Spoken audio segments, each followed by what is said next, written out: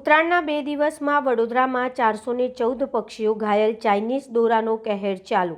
વડોદરા શહેરમાં ઉત્તરાયણ પર્વની ઉજવણી દરમિયાન માંજા મણકાની વચ્ચે પક્ષીઓ પર જોખમ વધી ગયું છે. માત્ર 2 દિવસ દરમિયાન કુલ 414 પક્ષીઓ ઘાયલ થયાનો ચોંકાવનારો આંકડો સામે આવ્યો છે. સૌથી વધુ ઇજાઓ પ્રતિબંધિત ચાઇનીઝ દોરા તથા કાચના દોરાના કારણે નોંધાઈ હોવાનું જીવદયા સંસ્થાઓએ જણાવ્યું છે.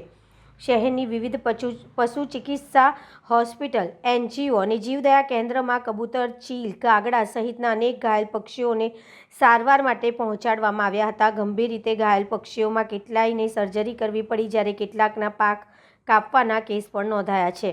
જીવદયા સંસ્થા અને NGO દ્વારા લોકોને ચાઇનીઝ દોરાનો ઉપયોગ સંપૂર્ણ રીતે ટાળવા અને પતંગ ઉડાડતી વખતે પક્ષીઓને નુકસાન ન થાય તેની સાવચેતી રાખવા અપીલ કરવામાં આવી છે.